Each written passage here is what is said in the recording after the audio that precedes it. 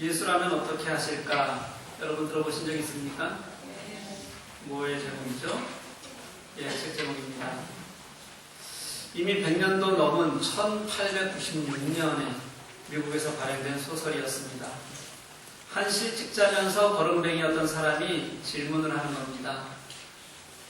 이 질문을 받았던 그 교회 목사와 교회의 몇몇 사람들이 우리는 어떤 상황에 닥치더라도 예수라면 어떻게 하실까? 이 질문을 우리 삶의 방향을 가지고 한번 정해보자 라고 결정하고 그렇게 따라가면서 살아가게 됩니다. 그래서 그 마을이 변화되고 또 그 옆에 있는 대도시까지 변화되는 그런 내용의 소설입니다. 우리나라에서도 이미 30년 전에 이게 번역이 되었던 것 같습니다. 한때 유행처럼 읽히면서 많은 사람들이 감동을 받았습니다.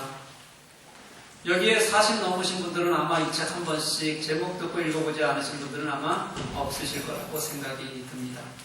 그럼에도 불구하고 우리는 그런 변화를 전혀 만들어내지 못했습니다. 얼마 전에 우리 한국에는 민주주의란 무엇인가 라는 마이클 샌델 교수의 그 강의와 책이 유행한 적이 있습니다.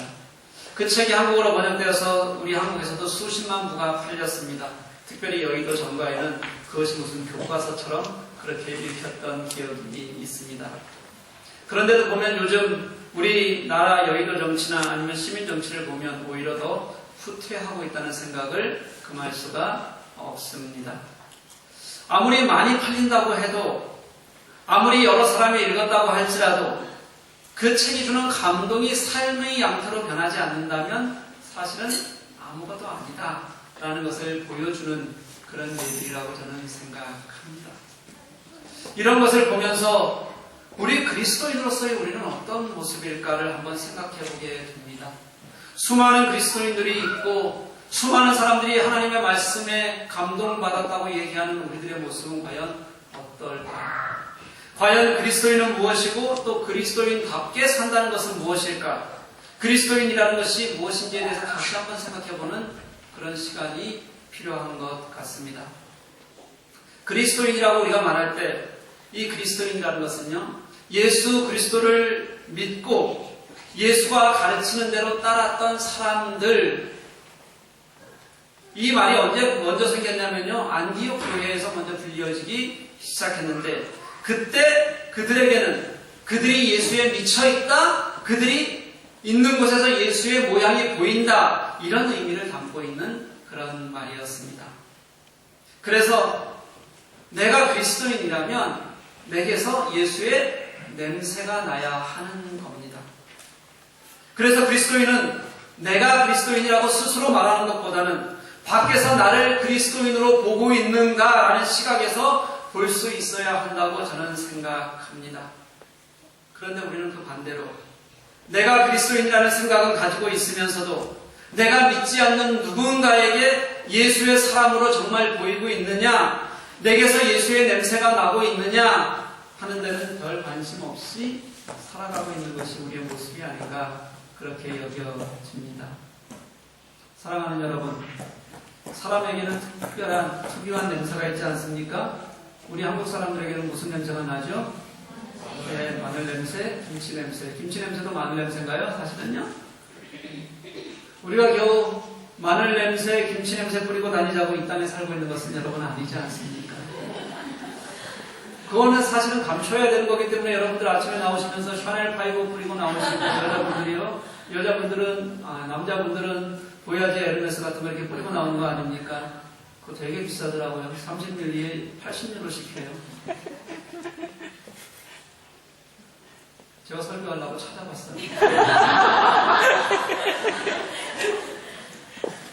그러면서 진짜 풍겨야 할 게 안 믿는 사람들도 하나같이 풍기고 다니는 이런 향수 냄새가 아니라 우리에게서 그리스도인의 냄새가 나느냐, 예수의 냄새가 나느냐, 이런 것에 대해서 얼마나 여러분 관심 가지고 계시냐는 거예요. 우리 그리스도인에게서는 예수님이 보여야 하고 예수님의 냄새가 나야 하는 겁니다. 그런데 예나 지금이나 그게 그렇게 쉬운 일은 아닌가 봅니다. 바울의 말을 한번 들어봤으면 좋겠습니다. 바울의 17절에서 유대인이라 불리는 내가 이렇게 시작합니다.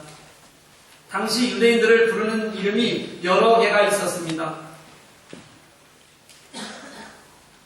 히브리인, 이스라엘인, 유대인 이렇게 여러 가지로 불리었습니다. 이 히브리인이라는 호칭은 언어 사용에서 나온 그런 말입니다. 히브리어를 쓰는 사람들이란 뜻이 되는 거고요.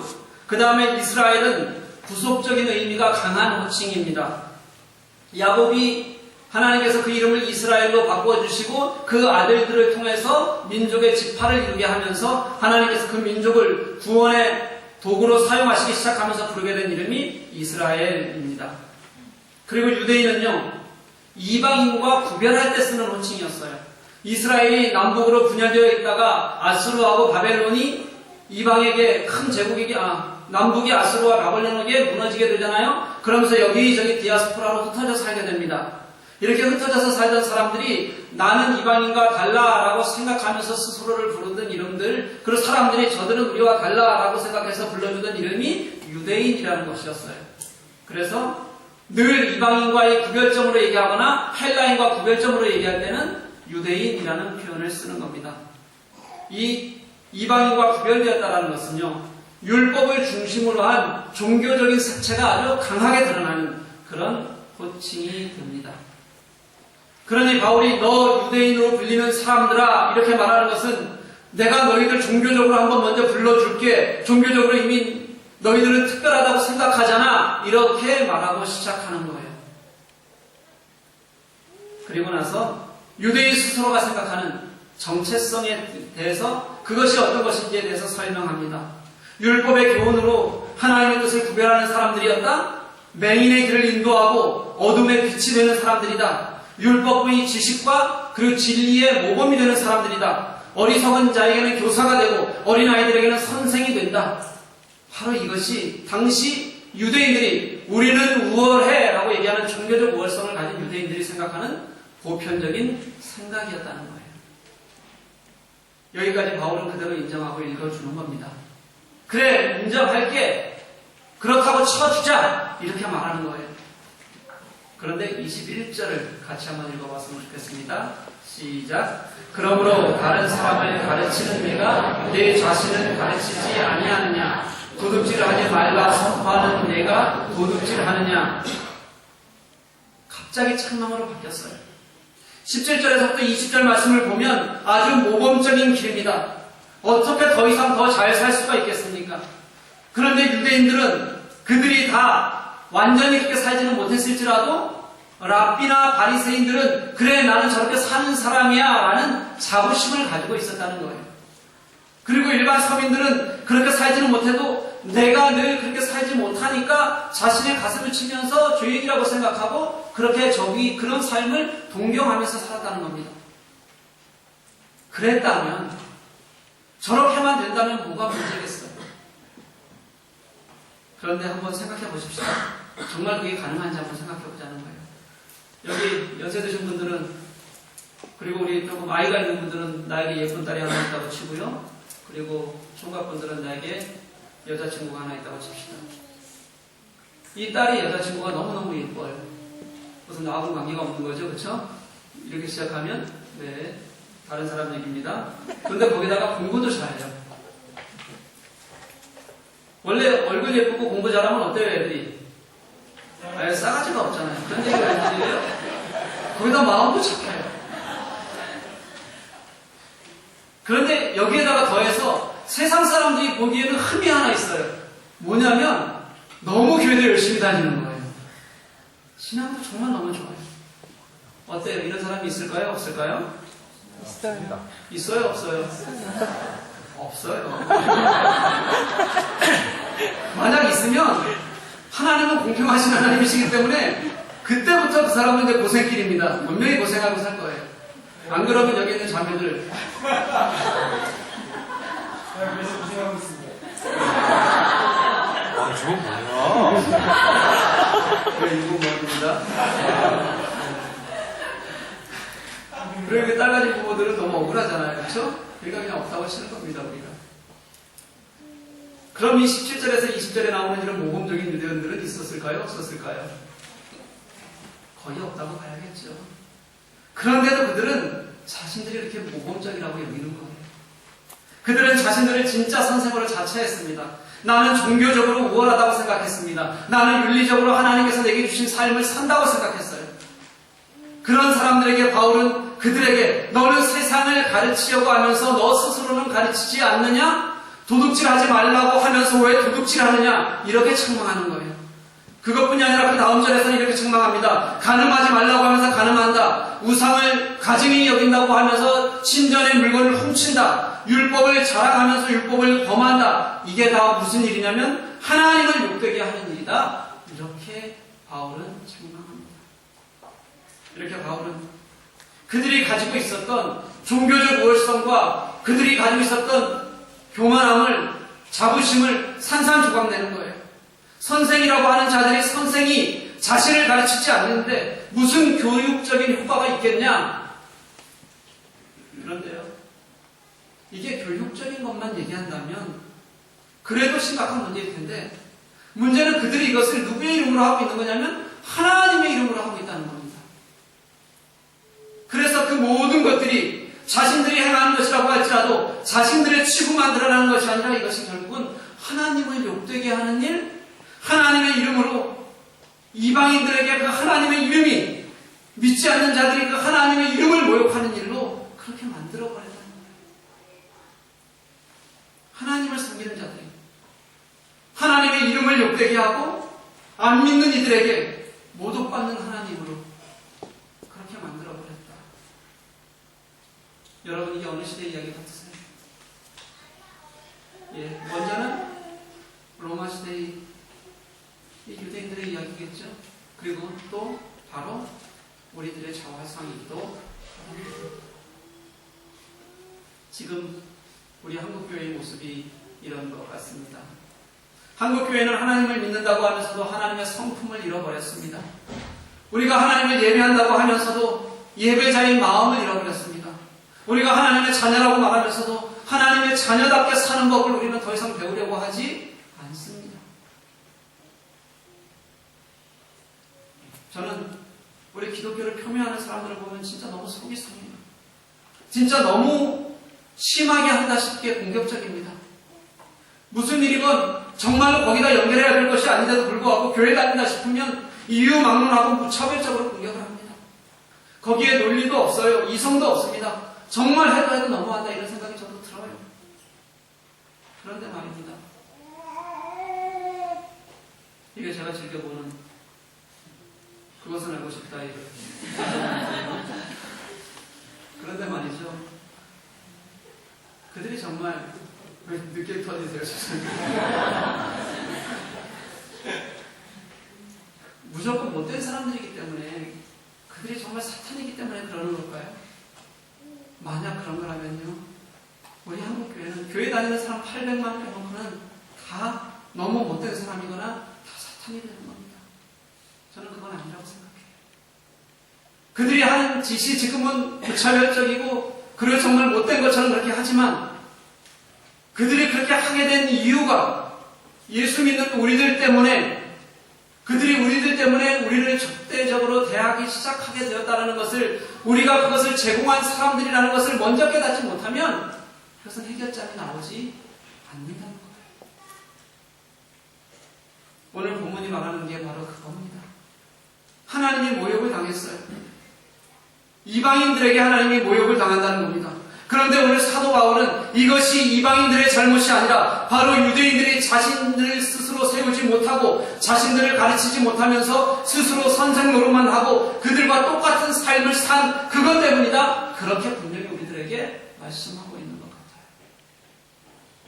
우리 때문에 하나님의 영광이 가리워진다는 것을 우리가 알아야 합니다. 누가 그 책망에서 자유로울 수 있겠습니까? 교회가 왜 세습을 해야 됩니까? 하나님의 교회이고 하나님께서 일하신다면서요. 하나님의 도우심이 없으면 안 되는 것이 교회라면서요. 그런데도 목사가 아들에게 세습하고 싶으면 미쳐 합니다. 온갖 수단과 방법을 다 씁니다. 그 와중에 교회가 깨지고 싸우고 그래도 문제이고요. 또 아주 조용히 세습이 되면 세상 사람들이 보면서 그래요. 어떻게 교회가 세습하냐? 그걸 용납하는 교인들은 도대체 뭐냐? 그러면서 세상은 또 손가락질합니다. 세습을 하는 게 맞다고 생각하면 그 교회는 하나님의 교회가 아니라 목사의 교회예요. 교회가 성장하면서 대부분의 큰 교회 목회자들은 그만큼 누리면서 살아요. 아들, 딸 다 미국에서 유학 보내도 좋은 집에서 잘 사는 분들이 대부분입니다. 그것만 해도 감사한 거 아닙니까? 그것만 해도 정말 생활이 어려운 교우들이 헌금하고 그래서 그것이 하나님의 것이라고 드린 그 교우들에게 미안하게 생각해야 되는 거 아니에요? 그런데 거기다가 꼭 내가 읽었다고 세습해야 되겠다고 하는 게 어떻게 하나님의 교회겠습니까? 며칠 전 인도의 사원에서 기독교인 젊은이들이 3명이 공개적으로 기타를 치면서 찬양하고 소리내서 기도하는 일이 논란이 됐습니다. 그럼 그 사원에 온 사람들이 감동받겠습니까? 그들의 기독교인들은 용감하고 하나님의 이름이 높여진다고 그렇게 말하겠습니까? 아니요. 그것 때문에 또 기독교가 온갖 욕을 다 먹고 있어요. 그래도 자기들은 분명히 그럴 거예요. 우리는 어려운 일 했다. 그때 하나님께서 감동 주신 거다. 그러면서 여기저기서 간증하고 다닐 거예요. 분명합니다. 그럼 앉아있는 사람들은 어떤지 알아요? 그게 감동이 돼서 아멘 아멘 하면서 그렇게 또 그 감동 들을 겁니다. 분명해요.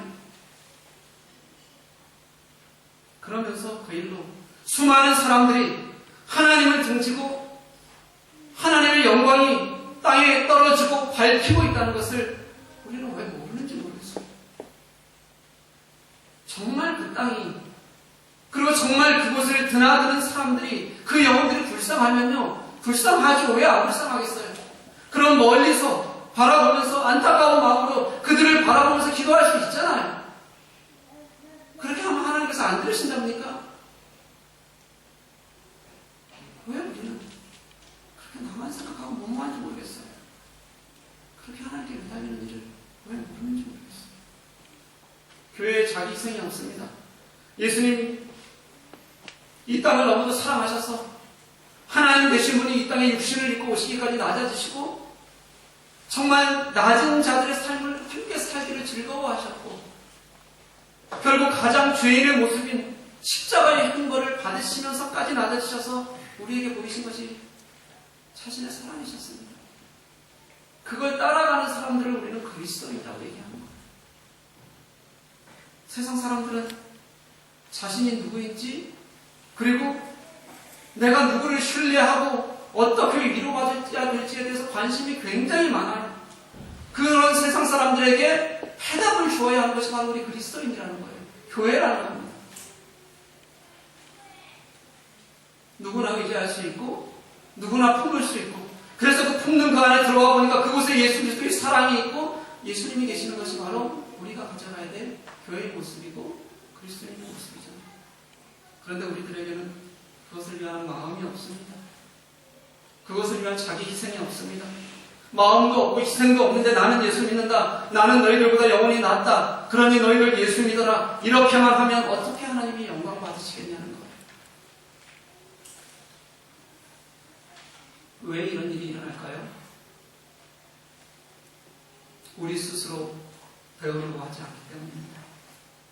우리 스스로가 내가 그리스도인인지 아닌지 그 모습으로 사는지 아닌지 나를 돌아보는 눈을 우리가 잃어버렸습니다. 저는 우리 한국 기독교 역사에서 어느 순간부터 하나님께서 우리를 너무도 사랑하시는 그 하나님의 구속사는 늘 끊이지 않고 남아있는데 우리가 그 구속사를 살아가는 그리스도인다운 우리 삶의 역사가 사라져버렸다는 그런 안타까운 현실을 보게 됩니다. 우리 스스로가 우리가 아는 예수 그리스도를 내가 전하려는 예수님이 나와 관계없는 그런 분으로 우리의 삶을 살아가고 있다는 거잖아요. 그 은혜가 무엇인지 우리가 가슴으로 깨닫지 못하고 살아가고 있다는 거예요. 그런데도 불구하고 우리는 아무 문제 없이 예배할 수 있고 아무 문제 없이 그냥 살아갈 수 있다는 게 바로 우리가 가진 안타까운 거예요. 이런 면에서 저는 가장 큰 문제는 교회의 지도자들이라고 생각합니다. 지도자들은 가르치는 입장에서 있다 보니까 그것이 형식적인 것이 되기 십상입니다. 시간이 지나면서 가르침이 자신에게서 드러나고 있는 것인지 아예 묻지조차 않는 그런 지도자들이 너무 많은 것 같습니다. 은혜로 포장을 하고 있지만 사실은 관념화된 신앙 그 자체만 붙들고 있다는 거예요. 왜 이런 일이 가능하냐면요. 예수 그리스도를 우리가 생명의 길로 여기는 것이 아니라 구원의 책으로만 여기기 때문에 그런 거예요. 예수 믿는 이는 구원받는다. 이 책이 하나로 모든 것을 해결하다 보니까 예수님께서 우리를 사랑하셔서 하신 일, 그래서 우리가 그 길을 함께 가고 있는 자로서의 우리가 이 땅에서의 생명의 문제를 자꾸 도외시하고 있다는 거예요.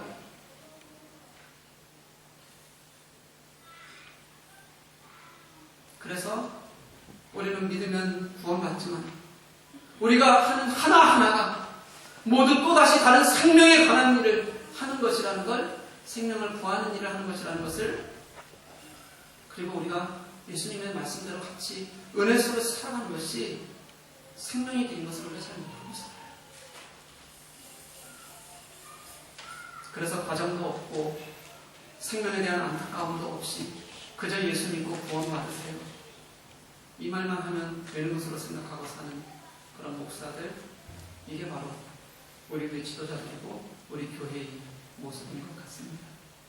사랑하는 교회 여러분, 예수님은, 예수 그리스도는 생명의 길이세요. 그분의 죽으심으로 생명의 길을 여셨고 그 예수님을 믿는 우리가 걸어가야 할 길이 생명의 길입니다. 내가 잘 걸으면 생명이 살아나는 겁니다. 내가 잘 걸으면 죽어가는 영혼이 살아나는 거예요. 내가 걷는 이 길 위를 같이 걷고 있는 모든 영혼이 내가 품어야 할 생명이 필요한 사람인 것을 우리가 알아야 한다는 거예요. 가르치기 좋아하고 율법적으로 사는 것이 아니라 나를 돌아보고 나 스스로를 먼저 가르치고 내가 생명의 가치로 그 길을 걸을 수 있을 때 그 안에서 하나님의 영광 받으시는 것을 깨닫는 여러분들이 되시기를 간절히 소망합니다. 그래야 여러분이 대독 소리 듣지 않아요. 그래야 제가 목사 소리 듣지 않는 겁니다. 그래야 그게 하나님이 찬양 받으시는 거예요. 남이 아니라 자신을 가르치는 여러분들이 되십시오.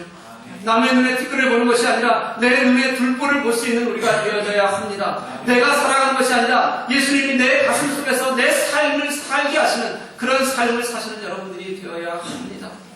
그럴 수 있는 방법이 있어요. 28절과 29절 말씀 같이 한번 읽겠습니다. 시작. 무릇 표면적 유대인은 유대인이 아니요 표면적 무슬림이 할례가 아니니라. 오직 이면적 유대인이 유대인이며 할례는 마음에 할지니 영에 있고 율법 조문에 있지 아니한 것이라. 그 칭찬이 사람에게서가 아니요 다만 하나님에게서니라. 아멘. 먼저 지금까지 내가 너무나 당연하게 생각하던 것, 눈에 보이는 것들을 한번 여러분들 점검해 보십시오.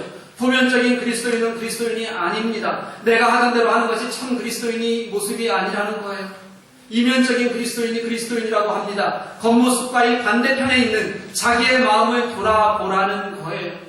그 안에 예수다움이 있어야지만 우리는 그리스도인이라고 그렇게 다른 이들에게 보여질 수 있는 거예요. 또 육신의 할례는 할례가 아니고 할례는 영에 있다고 합니다. 육신의 할례가 외적인 의식이라면 영은 우리의 의식 속에 있는 내면적인 의미를 말을 합니다. 의식이 아니라 마음이라는 뜻이에요. 쉽게 말하면 지금 우리가 예배하는 이 자리에 앉아 있느냐 하는 것이 중요한 것이 아니라 지금 하나님께서 찾으시는 참된 한 사람의 예배자로 내가 이 자리에 머물러 있느냐 하는 것을 하나님께서는 더 중요하게 여기신다는 거예요. 사랑하는 교회 여러분, 이렇게 기독교가 욕을 먹는 시대, 이 시대에도 대부분의 그리스도인들은 나는 잘하고 있다고 생각해요.